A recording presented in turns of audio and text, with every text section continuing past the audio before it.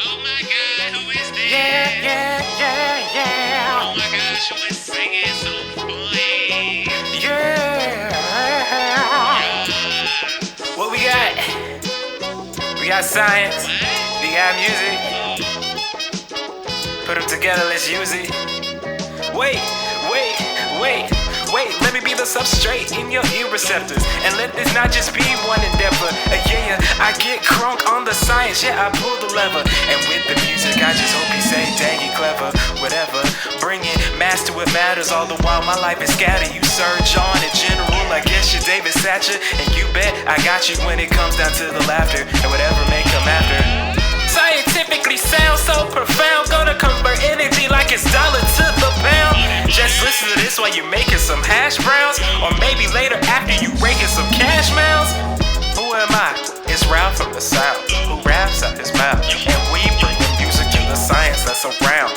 And that's on period. And I just thank you for hearing this scientifically sound.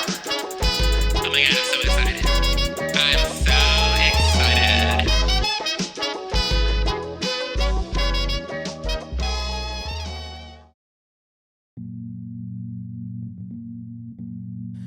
Hello everyone, my name is Ralph from the South, and this is the Scientifically Sound Podcast with your host that does the most, and I'm full off of mac and cheese, if you please. That didn't relate to anything, but welcome to the final episode for this season of Scientifically Sound. I know, but why? Because I gotta take a break sometimes. All of you gotta take a break at one point or another, depending on where you work or depending on what you want to do. If you're just now joining us in this season, welcome. Have a seat, get you a drink, enjoy yourself. Get prepared in lab. If you're not in the lab, get prepared for work. If you're not prepared for work, get prepared at home just to do whatever you want to do. This is a podcast that brings two of my loves together, music and science, in the creative forefront of telling a narrative. With this coming out in November, by this time, my brother would have celebrated his birthday and my dad would have celebrated his birthday. So first off, happy birthday to my little brother Daniel. He's up at Wingate University finishing his studies in environmental biology. Oh, brother. You know what sucks sometimes when your brother's taller than you and he's younger than you? But I love him dearly. I love that he has pursued his own career in STEM, because I know I have no idea how to do anything environmental biology-wise. And also, I will say I'm still going to beat you in Smash Brothers every day. Also, I want to send a wonderful happy birthday to my father. To my father, I cherish you every day. One, because I bear your name, and two, you've done so much for me that I can't even count how many times you've pulled me out of things or introduced me to things or just shown me how it is to be a man. So I'm thankful for that. I'm thankful for the love of music you've driven into me and how to pursue my own stuff. So I'm thankful for you both, Daniel and my dad. Speaking of thanks, everyone, how was the holiday?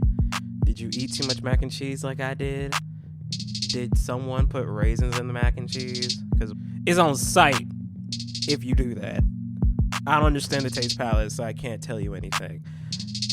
Did everyone get together with their families? Did they able to embrace one another? Even with friends, I know a lot of us, being in grad school or maybe being work in a lab and having to diligently get data over time.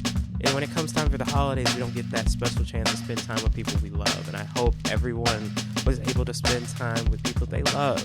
I know I'm a prime example of sometimes working on the holiday and not even spending time with people, especially in my first few years of grad school. But now I get it. Take that time to spend time with people, whether you had a Friendsgiving, whether if it's, I know some of my friends do a tradition, go on a road trip and get an Airbnb and cook together, blast some particular music together, all of which just to revitalize you and get those smarticles running for when December comes around and you need to get those final experiments done before the new year. I'm for sure in that category because I've been doing Western blots for the longest, I've been keeping myself alive for the longest, and now I get to learn how to do some RNA-seq. I'm excited to see what the genome holds for my research. If anyone has any tips on RNA-seq doing it, analyzing the data, how to format the data into something beautiful, into a figure, let your boy know. You know, I'm out here. I'm trying to be just like you, a wonderful scientist or science lover, you know. Before we get into today's episode, I just gotta say, you all in the sound are so entertaining, especially when it comes to me posting different things on Instagram for the page, because you all go ham in your responses for questions. And I will one day want to just have like a conversation with all of you, whether it's on the podcast or whether it's just on Instagram Live, because you all are, if y'all are just entertaining just by typing words, I know you all are majorly entertaining live and face to face. Either that or you're deadpan, which is also funny to me. So, I don't know. Maybe I might do that one day. Today's episode is going to be a little different. It came from, you know, we already celebrated Thanksgiving, to give him thanks, but also we need to understand that that day needs to be demystified into what it actually was, being that we as a people live on land that was already inhabited. Native Americans, American Indians were already living here way before the English would come over and colonize America. And it's in that colonization where many Native Americans were slaughtered and enslaved during this time. And the thing I try to search out a lot of the time are the achievements and the amazement of what a lot of people bring into the STEM world, and then specifically Native Americans. So today, we're going to focus on an agricultural trend that was the standard amongst Native Americans, and particularly, I guess, popularized or brought about by Iroquois people, that shows scientific harmony at its finest. Hope you enjoy.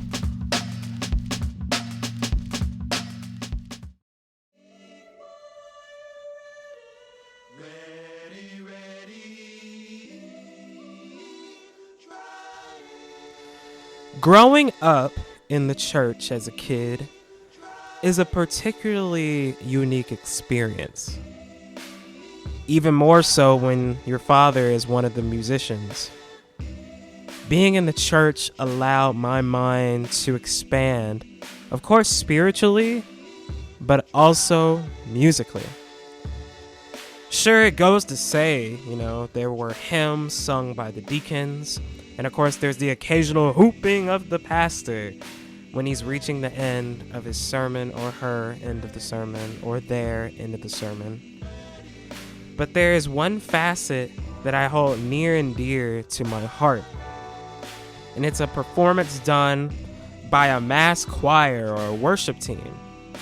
Not just because of what they are singing about, but how they are singing it. Vocal arrangement in the choir can be the be-all, end-all when it comes to the performance of the song. Classically speaking, music-wise, there are 3 or 4 parts typically involved in a song's arrangement, depending on what you're about to sing. First, there's soprano, which usually carries the melody. Second, there's alto, which can act as a counter melody to soprano for some color of the song, as well as support for the sopranos. You just don't want the sopranos just being out there.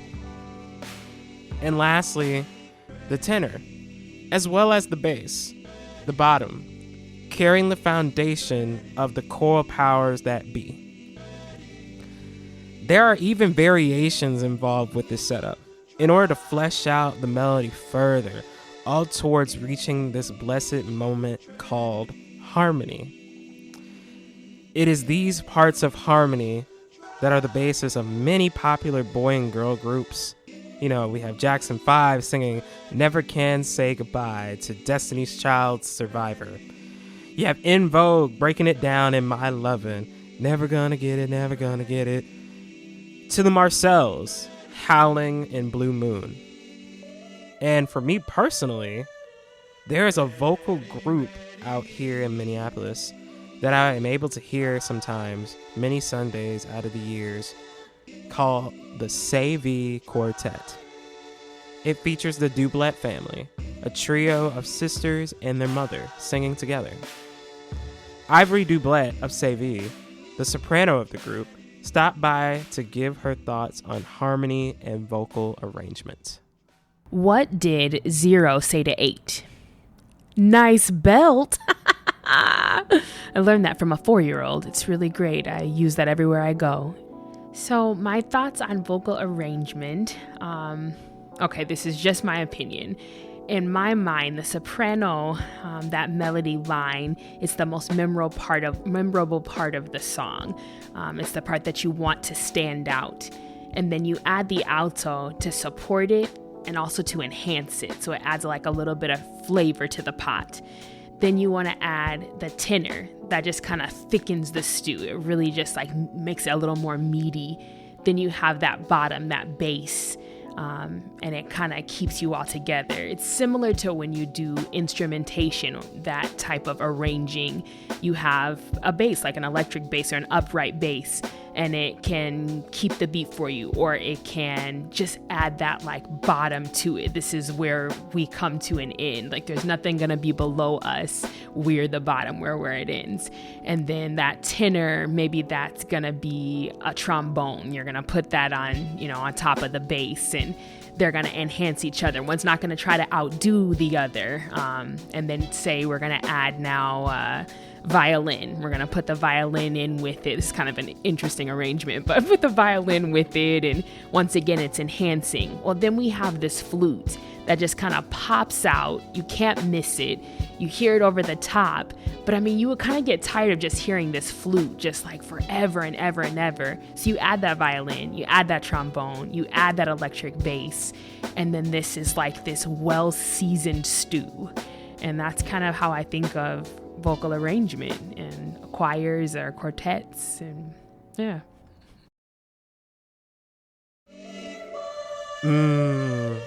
I want some stew, don't you? Now I'm hungry, but I'll grab some later.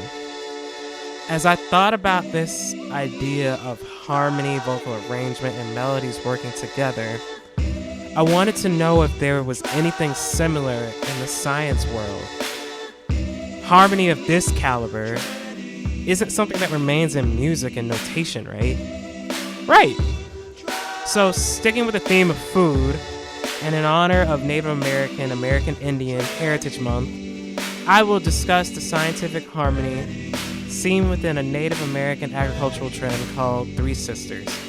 But first, let's take a break. We'll be right back. Hello everyone, Ralph from the South here. There's no Song of the Sound this week. What? Because if I'm going to talk about Three Sisters, I'm also going to highlight Three Sisters, women of STEM who are Native American. I was reading a career feature article in Nature called How to Include Indigenous Researchers and Their Knowledge, and I decided to learn a little bit more about the Native American scientists and their pursuits from back in the day until now. First, we have OTAKUYE Conroy-BEN, who is a member of the Oglala Lakota tribe, and she is an environmental engineering professor at Arizona State University, Tempe, who studies biological effects of polluted water. She also evaluates and has evaluated climate and renewable energy policies and adaptation affecting tribal nations. Next is Johnny J. I love any person that creates a platform and bringing nerds together and people who love STEM.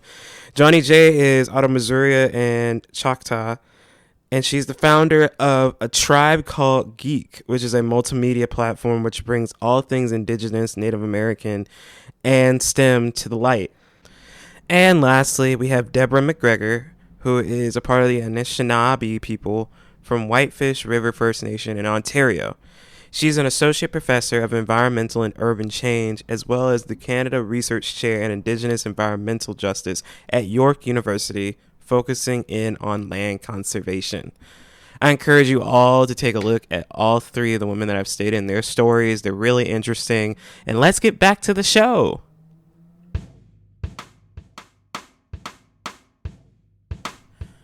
So, Three Sisters. I first learned about Three Sisters from this book called Lessons About Plants by Dr. Beronda Montgomery at Michigan State. She's one of the few black plant biologists in the nation, mind you. In this book, she discusses major ecological systems in play that influence the bioenvironment of a plant when it comes to growth and sustenance, which she then gives us a turnaround to things to consider in our own personal growth, at least in the scope of academia is concerned, as well as just collaboration in general. It can relate to the setup of your support system or how you align yourself in current growth in order to bring about a better environment for those who come after you. And then she brings up three sisters to discuss the topic of functionality kin versus biological kin. Three sisters involves planting corn, beans, and squash all together. This is also known as companion planting. Corn comes first, beans come second, and squash last. And then they all work together in a relationship. This is also known as symbiosis, which means they interact with one another in such a way that is advantageous to others in the relationship. An analogy for this would be whenever you are picking a study group, right? And to those of you who are in finals mode, this might help you maybe, so pay attention. Everyone has a different set of skills that they bring into the group. Some in the study group might bring insight into concepts, so they're like the knowledge bank of the group. Others have note cards set, and organization is their skill set, being that they can put knowledge into visuals or doing different things in order to make other people understand something. And then even there are people who are like the caretakers of the study group. They always got food on them. And all those skills will benefit the other people with skills in order to make an A on that final. I definitely have been all three. In this ideal situation with three sisters, the corn grows its stalk tall and proud, which then allows the beans to use the stalk as a ladder of sorts to climb to higher ground for optimal sunlight. This is better than when beans grow alone, due to the fact that they will be closer to the ground and not at a good angle or good height in order to receive a lot of sunlight. While they are climbing the stalk, beans also act as a weight to protect the corn from high winds. Lastly, the squash will then begin to grow and protect the soil for the corn and beans to grow in from predators and environmental factors. It also prevents weeds from shooting up and removing nutrients from each crop, and it also locks moisture in like a good pomade. Let's take it a step further and go into the soil. The beans continue to support the growth of corn and squash by providing nitrogen that will assist crops in further growth in the roots. This majorly helps corn because they have shallow roots and need more nutrients in order to survive. And on top of all this, these plants not only are having a symbiotic relationship with one another, but they're also having a relationship with the fungi and bacteria in their surroundings. Bacterium, such as rhizobium, actually converts free nitrogen that's in the ground into ammonium, a nitrogen source that's more usable to the roots of plants versus free nitrogen. And mycorrhizae, also known as fungal root, will intertwine with the roots of plants and improve the uptake of water, minerals, and nutrients like phosphorus in the plants. Now that's a scientific harmony that I can eat. Time for the harvest. Scientifically tasteful. Magnifique. And just like that, we have reached the end of our episode. Thank you so much for taking a listen to Scientifically Sound with me, Ralph from the South. If you want to follow us or catch up with us, you can follow us on Instagram at Scientifically Sound, all one word. We're also on TikTok at Scientifically Sound, all one word as well. We also have a Twitter, which is the Sci_sound. And if you want to email us, whether to give comments, anything, or if you want to send a question or anything like ideas that I should do, for the next season, send them to 4 the scientifically sound at gmail.com. And that's it. I'm gonna go grab some stew and relax because this has been the finale of Scientifically Sound. I can't believe we finally got to this point. Everyone, whoever you are, cherish your sisters, your brothers. They can be biological, they can be functional, they can be outside of your family, inside your family, across the state, across the nation, across the world. Cherish your parents. Cherish your entire family for all occasions. This is Ralph from the South, signing off. Peace.